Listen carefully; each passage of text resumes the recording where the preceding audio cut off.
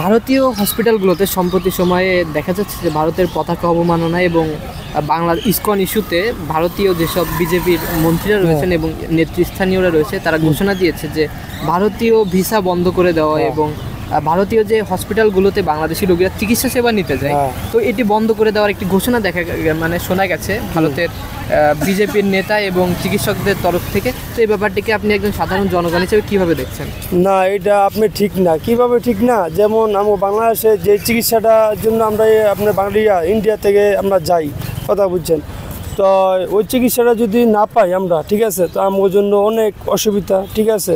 তো এটা আপনার ইন্ডিয়ার থেকে যে পর্যন্ত আপনার না করছে, তো এখন সরকার বইয়া আপনার এগুলোকে আপনার আলোচনা করতে হইব যে আগে যেভাবে আপনার বাংলাদেশের মানুষকে আপনার চিকিৎসা করছে ওরকমভাবে আবার আপনার নিতে হইব। কি আর নাহলে আমার জনগণ কী করবো? নাহলে তো আপনার জনগণ আপনার আমেরিকা যেতে পারবো না, লন্ডন যেতে পারবো না চিকিৎসার জন্য। আমাদের গরিব মানুষে ইন্ডিয়ার পর্যন্ত যাওয়াই সম্ভব। মনে করেন যে সরকারের অভ্যন্তরীণ আলোচনার মাধ্যমে বিষয়টি সমাধান করার জন্য আপনার, নাহলে তো আমি তো গরিব মানুষে কী করবো না, রাস্তাঘাটে মরবো, এছাড়া কোনো। আপনার মন্তব্যের মতো আপনার ঠিক আছে। আপনার তো আবার ভোক্তা অনেক বেশি, আপনার আমদানি নির্ভর হইতেই হবে। তো ওই জায়গা থেকে এই নির্ভরতা, বিশেষ করে দ্রব্যমূল্য নির্ভরতা ভারতের বাইরে এখন পর্যন্ত আমার চোখে পড়ে না। যদি এই সরকারের চোখে যদি সেটা থাকে, সে মাঝে মাঝে চেষ্টা করছে পাকিস্তান থেকে আনার, অথবা রাশিয়া না ইউক্রেন থেকে আগে আমাদের আটা আসতো, আরও অনেক তুরস্ক থেকেও পেঁয়াজ আসতো, কিন্তু সেটার যে ক্যারিং কস্ট ইন্ডিয়া থেকে অনেক বেশি হয়ে যায়। এখন ওই ক্ষেত্রে ইন্ডিয়ার প্রতি যে নির্ভরতা, দ্রব্যমূল্য আর চিকিৎসা এই দুটোই তো মেজর বলা যায়। আর তো কোনো নির্ভরশীলতা আমি দেখি না ইন্ডিয়ার প্রতি। চিকিৎসার নির্ভরশীলতা কমানো একেবারেই যায় যদি আমাদের অভ্যন্তরীণ যে মেডিকেলগুলি আছে দেশের মধ্যে, যে হসপিটালগুলি আছে, এইগুলি যদি প্রপার ম্যানেজমেন্ট করা যায়, এটা কোনো ইস্যুই না আসলে চিকিৎসার জন্য। কিন্তু ভোগ্যপণ্য অথবা দ্রব্যমূল্যের ব্যাপারটা খুব জটিল, কারণ এটা আমাদের ওই সক্ষমতার জায়গায় আমরাও নাই। এটা তার প্রতি আমাদের নির্ভরশীলতা এখনই কমায় যদি আনতে যাই, তাহলে দ্রব্যমূল্যের দাম আরও বাড়বে। সেটার পরিস্থিতি সামাল দিতে পারবে কিনা সরকার, সেটাও একটা বিষয়। ভারতের বিজেপির একজন আপনার রাজনীতিবিদকে শোনা গেছে যে ঘোষণা দিয়েছেন তিনি গতকাল, যে বাংলাদেশের যে পণ্য রপ্তানি তারা করে থাকে সেটি বন্ধ করে দিবে এবং যে ভিসা আছেন ভিসা প্রসেস একেবারে বন্ধ করে দিয়ে তারা সীমান্তে সমাবেশও ডেকেছে। তো এই ব্যাপারটিকে আপনি কিভাবে দেখছেন? এবং আমাদের মানে রাষ্ট্রের যে অভ্যন্তরীণ বিষয়গুলো নিয়ে ওনারা বিভিন্ন সময় বিভিন্ন মন্তব্য করছে, ভারতের বিভিন্ন স্থানে স্লোগানও দিতে দেখা গিয়েছে যে চট্টগ্রাম চাই, খুলনা চাই, এইসব মানে এই যে ব্যাপারগুলো অভ্যন্তরীণ ব্যাপার আমাদের, যেগুলো নিয়ে ভারত নাক গলাচ্ছে। তো একজন স্বাধীন দেশের নাগরিক হিসেবে আপনার কাছে কি মনে হয় যে এই যে ব্যাপারগুলো নিয়ে কি তাদের আসলে কথা বলার আদৌ দরকার আছে? এখন স্বাধীন দেশের নাগরিক হিসাবে আমি যেমন আমার স্বাধীনতা চাই, ফ্রিডম অফ স্পিচ প্রথমেই বলছি, মত প্রকাশের স্বাধীনতা পৃথিবীর সব মানুষেরই আছে। একজন ভারতীয় যদি তার মতে যদি থাকে কোনো কথা, সে বলতে পারে, বলার অধিকার তার আছে। এখন মানবে কি মানবে না সেটা ভিন্ন ব্যাপার। কিন্তু স্টেট যদি বলে, সেক্ষেত্রে আবার একটু প্রবলেম আছে, কারণ স্টেট তো একটা স্ট্যান্ডার্ডে চলে। সে সবসময় তার মত প্রকাশের স্বাধীনতার জায়গাটা ম্যাস পিপলের মতো না।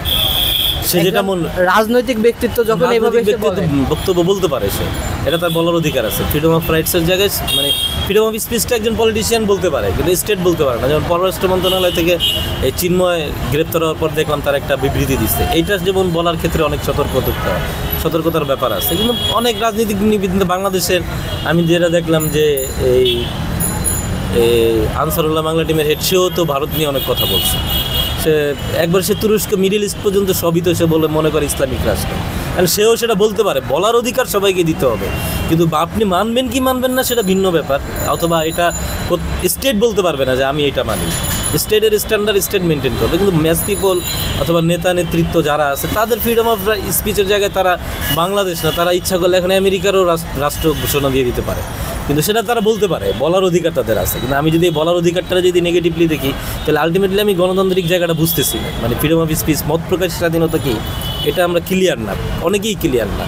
মত প্রকাশের স্বাধীনতা বলতে ভিন্ন মত হইতে পারে। মত প্রকাশের স্বাধীনতা সবচেয়ে বেশি যে জায়গায় জোরালো, সেটা হলো দ্বিমত করা, যে আমি ভারতের নীতির সাথে দ্বিমত করতে পারি, এটা আমার দ্বিমত প্রকাশের স্বাধীনতা। ওরাও করতে পারে আমাদের নীতির সাথে, যে আপনাদের সাথে এটা আমরা পারতেছি না, দ্বিমত করার অধিকার তারও আছে। এখন তার প্রতি যেহেতু আমাদের একটা নির্ভরশীলতা আছে, এই ব্যাপারটা আরও খুব ভালোভাবে খুব কেয়ারফুলি চিন্তা করা উচিত। যে এখন কি আপনি এই সম্পর্ক ছিন্ন করবেন কিনা। যদি এই সম্পর্কের জায়গাটা, এই কূটনৈতিক সংকটটা যদি তৈরি করা হয়, তাহলে সেক্ষেত্রে এটার ইফেক্ট কী পড়বে? আমাদের দুই দেশের জন্য এই ব্যাপারটি না, দুই দেশের জন্য সংকটপূর্ণ হবে। ওদের জন্য কতটুকু সংকটপূর্ণ এটা বিষয় না, আপনার সংকট আপনি মোকাবেলা করতে পারবেন কিনা এটা হলো ব্যাপার। ওদের সংকট ভাবার তো সময় আমার নাই, অথবা আপনি ওদের 130 কোটি ভারতীয় জনগণের সংকট ভাবতে আপনি পারবেনও না। কিন্তু আপনার যেটা ভাবার জায়গা যে এই দেশের মানুষের সংকটটা আপনি কিভাবে দেখেন। হ্যাঁ, আপনি যদি মনে করেন যে তাদের এখান থেকে আমরা কোনো পণ্য আমদানি করবো না, এটা আপনি স্ট্রিক্টলি করতে পারেন, কিন্তু করার পর এটা একটা ইম্প্যাক্ট আছে। ইম্প্যাক্ট হচ্ছে যে আপনি এখন এখানে চাহিদা কীভাবে মেটাবেন, সেটার যদি আপনার অল্টারনেটিভ কোনো পদ্ধতি থাকে, কোনো অল্টারনেটিভ চয়েস থাকে, আপনি সেটাও ভাবতে পারেন ভাই, বা তারপরে আপনি একটা সিদ্ধান্ত নিন। এবং এটা যদি আপনি মনে করতে পারেন যে না আমি এটা ট্যাকেল দিতে পারবো, তাহলে আপনি এটা করতে পারেন যে না, ভারতের প্রতি আমাদের এই ধরনের নির্ভরশীলতাও থাকবে না। অসংখ্য ধন্যবাদ আপনার মন্তব্যের জন্য এবং আপনার মত প্রকাশের জন্য। ভালো থাকবেন। ঠিক আছে, ধন্যবাদ। আসসালামু আলাইকুম ভাইয়া।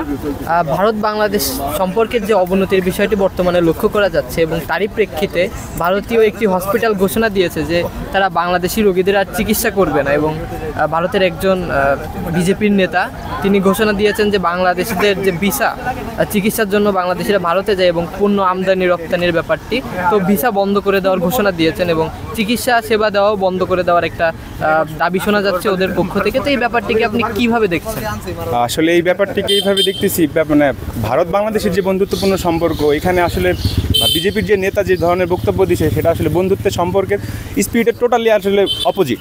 তো সেই ক্ষেত্রে শুভেন্দু অধিকারী যে ভিসা বন্ধ করা সহ অন্যান্য পণ্য আমদানি রপ্তানি সম্পর্কিত যে সমস্ত বক্তব্য দিচ্ছে এটা সম্পূর্ণ রাষ্ট্রবিরোধী এবং দুইটা দেশের বন্ধুত্বপূর্ণ যে সম্পর্কগুলো থাকে সেই স্পিরিটের সাথে একদমই যায় না। এবং আর যে যে হসপিটালটা আসলে চিকিৎসা সেবা বন্ধ করার কথা বলছে, সেই হসপিটালে সাধারণত আমাদের বাংলাদেশিরা কখনো চিকিৎসা নেয়ই নাই। তো ওইখান থেকে আমাদের চিকিৎসা বন্ধ করলো কি করলো না, এটা আমাদের জন্য ডাজেন্ট ম্যাটার। আর সবথেকে বড় কথা হচ্ছে আমাদের দেশ থেকে যে বিপুল সংখ্যক রোগীরা ভারতে চিকিৎসা নিতে যায়, তো এটা তাদের জন্য একটা বড় বেনিফিটেড বিষয়। তারা যদি এটা বন্ধ করে দেয় আমাদের কোনো সমস্যা নেই, আমরা অল্টারনেটিভ আমরা মালয়েশিয়াতে চিকিৎসা নিব, আমরা ব্যাংকক থাইল্যান্ডে চিকিৎসা নেব, এটা তাদের জন্য লস, আমাদের জন্য অতটা লস না আসলে। আর তার সবথেকে বড় কথা হচ্ছে একটা বন্ধুত্বপূর্ণ সম্পর্ক যখন সমানে সমানে না হয় ওটা আসলে বন্ধুত্বপূর্ণ সম্পর্ক থাকে না। তারা আমাদের যেভাবে ট্রিট করে এটা আসলে দুটা দেশের সম্পর্কে এরকম হতে পারে না কখনো। তো আমি চাইবো আসলে আমার চাওয়া থাকবে ভারত সরকারের কাছে তারা যেন অবশ্যই এই ডিসপিউটটাকে একটা সুন্দর এবং সহজ সমাধান করে দুই দেশের বন্ধুত্বপূর্ণ সম্পর্কটাকে সামনের দিকে এগিয়ে নিয়ে যায়। জি, অসংখ্য ধন্যবাদ আপনার বক্তব্য। জি, থ্যাংক ইউ। ওয়েলকাম।